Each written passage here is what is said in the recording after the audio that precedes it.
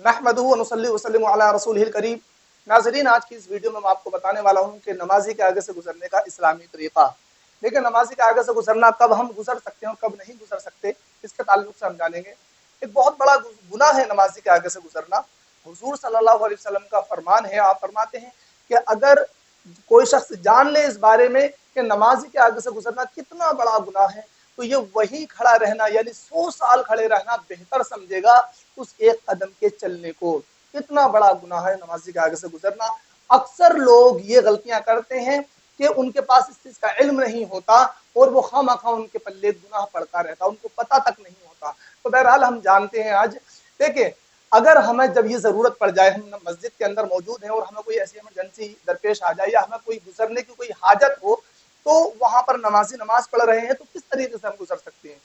अगर आपके पास में सुतरे के काबिल कोई चीज है तो वो आप नमाजी के आगे रख दे, तो उसके आगे से आप गुजर सकते हैं, कोई हरज नहीं। अब जानते ही हैं कि सुतरा किसको कहते हैं। तो सुतरा उस चीज को कहते हैं कि नमाजी के आगे आड़ करने के लिए जो चीज रखी जाती है उसी को सुतरा कहा जाता है। ठीक है। और सुतरे के लिए यह शर्त है कि वो कम अज कम 1 हाथ लंबा और 1 अंगल मोटा होना चाहिए। एक हाथ की हाइट हो और 1 उंगली बराबर वो मोटा होना चाहिए, ये उसके लिए शर्त है। अब हाँ, लकड़ी का भी हो सकता है, लोहे का भी हो सकता है, प्लास्टिक का भी हो सकता है, वो किसी भी चीज का आप बना सकते हैं और वो नमाज के आगे आप रख करके आप गुजर सकते हैं, ये एक तरीका है। अब अगर आपके पास में सुतरे के काबिल कोई चीज नहीं है, तो फिर हुक्म ये है कि अगर वहां पर आप 2 लोग हैं और 2 लोगों को गुजरना है, तो फिर ऐसा करें कि एक शख्स नमाजी के आगे खड़ा हो जाए और दूसरा शख्स उस खड़ा होने वाला शख्स है उसके आगे से गुजर जाए। अब जो ये गुजर गया, ये आए, अब नमाजी के आगे ये खड़ा हो जाए, पीठ करके खड़ा हो नमाजी के आगे। ख्याल रहे कि चेहरा करके नमाजी के आगे खड़ा होना ये मकरूह है, पीठ करके ही नमाजी के आगे खड़ा हो। अब जो आगे वाला शख्स खड़ा था ये वहां से गुजर आए। अब ये जो खड़ा हुआ था, तो ये जिधर से गया था ये उधर से ही बैक हो जाए। इस तरीके से आप नमाजी के आगे से गुजर सकते हैं। 2 लोग हो तो इस तरीके से गुजर सकते हैं, कोई गुनाह पर नहीं पड़ेगा। तो ये एक जो है इस्लामी तरीका है गुजरने का। या फिर सुतरा आपके पास में है तो गुजर सकते हैं। अब रहा सवाल ये कि अगर नमाजी कोई ऊंची चीज पर नमाज पढ़ रहा था, छत वगैरह पर पढ़ रहा था, तख्त या और किसी और ऊंची चीज पर पढ़ रहा था, तब भी यही हुक्म है नमाजी के आगे से गुजरने का कि आप नहीं गुजर सकते।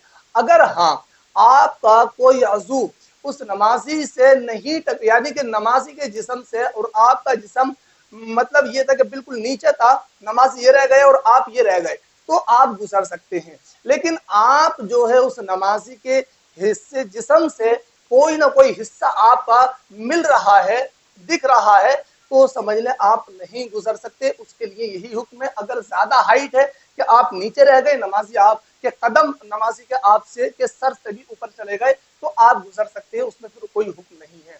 और दूसरी बात ये कि अगर बड़े मैदान या बड़ी मस्जिद में नमाजी नमाज पढ़ रहा है, तो नमाजी जिस जगह पर यानी कि सजदे की जगह पर जो निगाह डालता है वहां वो फोकस करे, जहां पर फोकस करता है उसके बाद जो जगह जो हिस्सा उसकी निगाहों में आ जाता है, उसकी निगाह के फैलाव में जो हिस्सा और जो जगह आती है, उस हिस्से को छोड़कर, उस जगह को छोड़कर आप उसके आगे से कहीं से भी गुजर सकते हैं, आपको सुतरे की भी जरूरत नहीं है।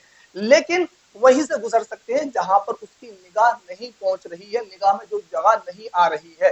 लेकिन जहां तक वो हिस्सा उसकी निगाह में आ रहा है, उस जगह को छोड़ करके आगे से आप कहीं से भी गुजर सकते हैं। ये एक बड़ी मस्जिद और बड़े मैदान के लिए हुक्म है।